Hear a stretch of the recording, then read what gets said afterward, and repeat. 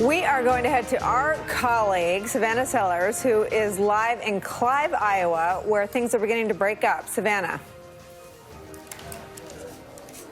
That's true. Hey, Nicole. Hey, Rachel. So I know it looks like it's dying down, but some exciting stuff has happened here. Our caucus chair, Kim Robinson, just ran a tight ship, and it was very organized, happened quickly. But we had Klobuchar and Buttigieg were the top here, and actually Bernie Sanders was not viable here. And now, anecdotally, the crowd was a little bit older, but there were quite a few first-time voters here that I'll introduce you to.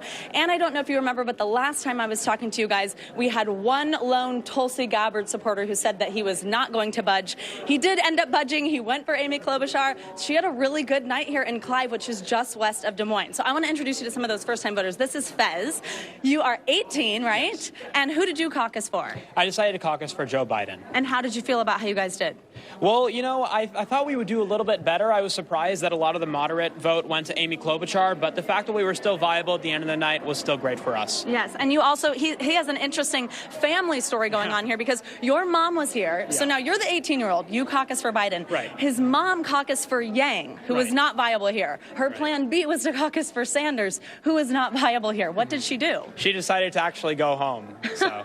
So she went home. So somebody who did not pick somebody else. Thank you so much, Fez. I'm going to introduce you to a couple other first-time voters over here. These guys, hi guys, are actually all 17 years old, right? Yeah. So they all are actually able to participate because they will be 18 by the election. Now we have one Warren supporter, 3 Pete Buttigieg supporters. Is that right? Yes. Tell me what you guys thought. I thought the whole thing was very cool to see. I felt a part of the community, and it was organized chaos as to how I would describe it, but it was really cool to see. Yeah, was it kind of fun being in here? This was you guys' first time. Yeah, it made me feel like my voice actually mattered, like it made me excited about politics, and it was like just really cool to like actually be physically a part of something like this. Yeah, absolutely. I love hearing that. Were you guys surprised by what happened in here? Yeah. Oh my gosh. Yeah? Sure. What was the most surprising thing for you? I think just the chaos it had. It was kind of like everywhere. Yeah? But I vibed with it. Yeah, and what about the candidates who are not viable? What'd you think of that? I was surprised Bernie wasn't viable. Yeah. Klobuchar did as well as she did. Yeah. And Bernie didn't. That was really surprising. Yeah. Well, thank you so much, you guys. Thanks for participating. Thanks for chatting. So, you guys, again, I told you earlier there was a lot of excitement in this room. It was fun in here tonight. Savannah, tick through the results again from your room. Go through it one more time. Yeah, so Klobuchar and Buttigieg were at the top. Now, I don't want to make any calls, so I won't get specific, but that was followed by Biden and Warren. And then, like I said, Sanders, probably the big headline here, was not viable. Okay, so Klobuchar and Pete at the top, and then Biden and Warren also viable, but behind them. All right, fascinating. So interesting. Savannah, thank you so much. Thank you, Savannah. And I love hearing from those young people who are first-time caucusers who are like, this is amazing, and this is the love of the chaos. Yeah. I mean, that's look. I love Republican campaigns do not feature a lot of conversations about young voters because we don't have any. I love the attraction to being in the room because you look at Twitter and you look at social media and the outsized role it plays in sort of college life, and to see them stand in a room on a Monday? I don't know where I am or what day it is, but to see them spend their Monday night there and love it is a really and have to engage with people who have different ideas, and then we have to work together despite the fact that we came here for different reasons, and together we can come up with a better decision than we each brought here alone. It's awesome. And they don't like, and I say this as someone who's still teaching in the classroom, and they don't all reek of like student government types either, right? Like this isn't Stacey Flick, right? These seem like normal kids who just care, and that's like encouraging to see that level of enthusiasm for different kinds of candidates that we weren't expecting. And so the kid who stayed, Fez, who stayed when mom went home, took her toys and went home. Like, I love Fez. Right. I want to see Fez again. Also defying stereotypes by being like, yeah, my mom was Yang or Bernie, but I'm Joe Biden. Yeah, he's the Alex P. Keaton of his family. Yes. All right, let us go to Steve Kornacki. Steve, I have to ask you a sort of framing question here.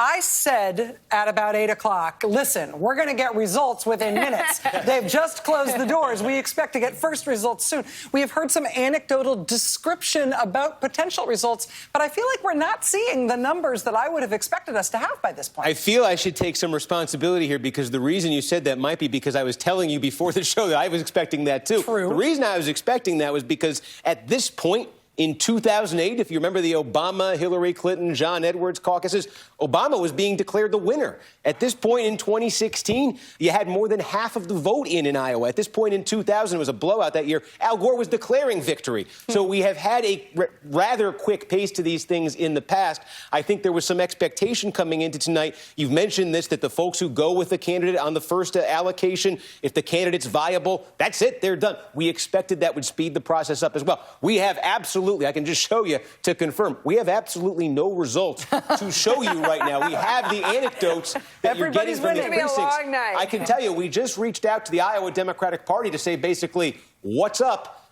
We weren't able to get them to answer the phone. We're trying, though, and if I can get any answer on that, I'm going to let you know. Steve, let me ask you about another piece of this that is new for this year. One of the things that the Iowa Democratic Party had made clear was that they were trying to streamline the reporting process from the precincts up to the state party by using an app. And all the precinct chairs, I guess, the precinct staffers were supposed to be able to use a dedicated app to get the data to the state party quickly. Now, there was some reporting from Bloomberg News earlier today that the app was proving to be a little bit more of a problem than a help. Is that possibly what's going on here? So it's hard for me to see that being the issue because, yeah, I saw that reporting as well. But the solution, the workaround, if that's the issue, if you've got this, if you got your phone out and you don't know how to use it like me, the solution would be pick up the phone and call the state party. And that's what they've done in the past. And I'm giving you all these examples from the past. 2004, remember, that was John Kerry, Dick Gephardt, Howard Dean, John Edwards. That was a race where you had a lot of candidates bunched around 15%. You had this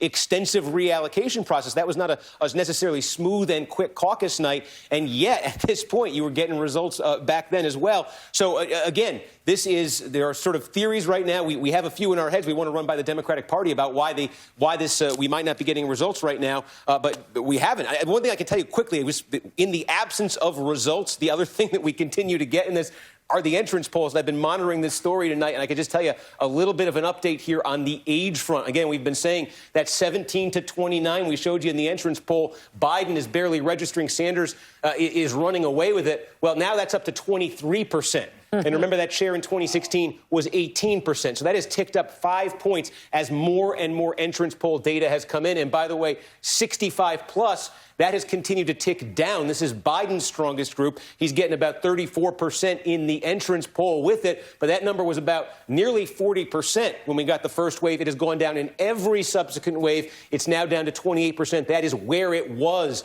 in 2016. So we've been monitoring that in lieu of actual precinct results, and I could give you that update as well. And, Steve, just to be clear, we don't have overall turnout projections at this point. Obviously, the Democratic Party had said heading into the caucus's opening tonight that they did expect potentially a record turnout, at least a big turnout. We don't have any data on that yet, do we? No, we have just these anecdotal reports from the different precincts. I can just give you the numbers to keep in mind quickly. In 2016, 171,000 Democrats turned out for the caucuses. In 2008, that was the all-time record. The number was 239,000. So that's the question. If you're talking about potentially having a record here, does it go north of 239,000? And again, the baseline from last time, 171,000. Steve Kornacki, thank you very much. No one likes to wait on these nights. I know. I mean, you have to wait. Well, the fact is that I also feel like I created false expectations because the way these things go every 4 years, you do usually get results right away. And so it is a little bit weird that we don't have. I mean, it's a little bit weird. It's at least the way it's going to happen this year. I shouldn't call it weird. But it is unusual that we're this far into the night without actual any numbers. results. The second best thing, though, is Chris Matthews. And we have Chris Matthews. And Chris Matthews has a lot of muscle memory around nights like this. Chris, do you have any hunch about what it might mean? I had the sense from talking to David Plouffe earlier this evening that it was more wide open than any of us suspected. Do you think that has anything to do with the fact that these numbers are coming in slowly? Well, I hope not, because I like to be right in my predictions, okay? That's my hunch. I have a hunch that it's going to be very predictable tonight. I won't go over my numbers right now because it's not fair to the people still actively involved in our democracy.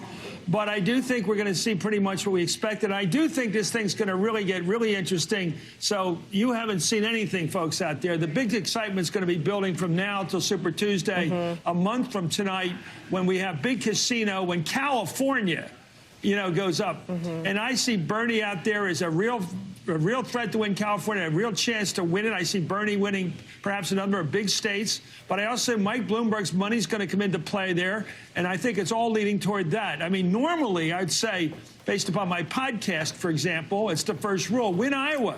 Because 9 out of 11 Democratic presidential candidates who won Iowa won the nomination. And the only people that didn't were the local guy, Tom Harkin, and the neighbor, Dick Gephardt. So it has always been a really good leading indicator. But this time, I think we got a lot more game ahead of us, with Bernie coming out really strong. I believe the first couple contests staying strong for a while. Biden, I don't know if he's going to make it. We'll see tonight if he makes it on. They used to say 3 tickets out of Iowa. We'll see. I think there'll be 3 or 4, maybe. We'll see. But anyway, I want to turn it over to Joy Reid, my great colleague here. And what I liked is that battle we saw with Nina Turner and Jason, because I think in the end there's going to be one hell of a fight. Tonight is beautiful democracy. It'll get a little uglier later. I think it is. Because I think when the Bernie people go against the accused oligarch, I think we're going to have a hell of a fight. Yeah, I mean, and particularly if Biden underperforms here. You know, just in traveling, I've been to about 3 states in the last month and a half. And one of the interesting things that I found is a lot more openness to Bloomberg than I might have expected from African Americans, from black women over 30 who just want to win the election and who are open to it. Now, he is not involved in these first 4 races, so we won't know his viability really until we get to Super Tuesday when he's playing. But I think what that means is that if Biden doesn't do well in Iowa, if he underperforms, you might start to see people start to exit a little bit out of that camp to sort of run to where they think is a safe bet for a relatively moderate voter. One of the things I think has been interesting tonight, just watching all of the great coverage that we've been doing inside the caucuses, is Klobuchar, who's from a neighboring state. This should be a good state for her. I think she'll beat the spread tonight. But her vote, when she's not viable, it's interesting to me that it's not Biden who seems to be benefiting, at least in the caucuses that we're covering tonight on NBC. It's Buttigieg. And so that is a little bit surprising to me that he's actually the person, he's from a state away, but, you know, that he's picking up more of that second choice vote than Biden is. I think for the Biden camp, I spoke to a couple people who were really good supporters, like really strong supporters of his earlier. They're counting on strong organization. They're counting on not passion, but organization. It looks like Buttigieg is benefiting from getting the benefit of what should have been Biden organization. Historically, there's 2 winners coming out of Iowa. There's the person who wins, of course, and then there's what we call the slingshot. So Goliath comes out of here, the person hard to beat, and then there's the slingshot. Who's that person that's going to be the one that people are rooting for come next week in New Hampshire, later in Nevada, and later in South Carolina? Who's that candidate who becomes the alternative to Bernie if Bernie's the winner tonight? Guys back up in New York, I think that's what we're looking at. I think we're going to see a dynamic campaign looking forward. It just begins tonight. You know, I have a question to come back to you guys. Joy, what do you make of the anecdotal evidence that electability, whatever that means to the individual caucus goers, is the answer that caucus goer after caucus goer after caucus goer gives to explain whatever choice they make, whether it's Biden or Buttigieg or whoever they're picking? Their rationale is almost universally electability, not a single issue. You know, absolutely. I'll tell you, we did 6 hours of television here for my weekend show this weekend, and every single person in the audience was basically being a pundit. They were thinking about not just who they're passionate about and who they like, but who their neighbor would vote for, who they project those swing state voters would vote for. And this race, to me, I think in general, politics is 30% passion, 70%, mechanics, getting people out to the polls. You can love a candidate and not sit there and caucus all night. This time, it's like 90% mechanics.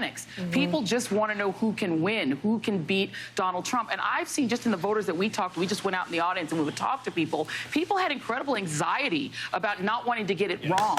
And people are thinking through, and they were going, a lot of people we talked to went in not knowing who they were going to vote for because they feel it's such a huge responsibility. Not get it wrong. Well, they they're better afraid. not. The person who pushes a candidate and that candidate gets blown away in November is responsible. And they feel responsible. And they ought to be. It's not a game. It's not fun. This is fun tonight. Yeah. But in the end, when you got to pick a winner to beat Trump, you better damn well pick the winner. That's how people feel. Or else people are going to remember it a long time. This is serious business, getting rid of Trump. Yeah.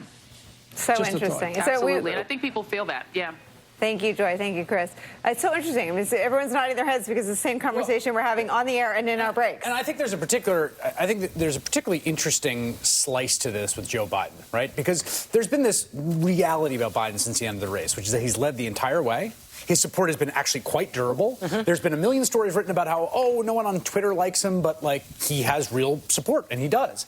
It's also been the case that his campaign performance, by the people who've gone and seen him in the room, the people that I've talked to, has not been great. And a lot of people feel like he has not... Mixed messages. But there has been a gap a bit between. And so it's an interesting question to me about how that cashes out in Iowa, right? Because there's sort of different ways that can go. I think people can say, I know Joe Biden, I trust Joe Biden, I like Joe Biden's record, and I'm going with him, and I think he's the one to beat Trump. Or it could be in terms of when you look at Buttigieg and Klobuchar, if people feel like they were not wowed by him, particularly in a retail environment, if that ends up affecting. Here's the other challenge. When you look at previous times where you had to get rid of an incumbent, you had George Bush in 2004.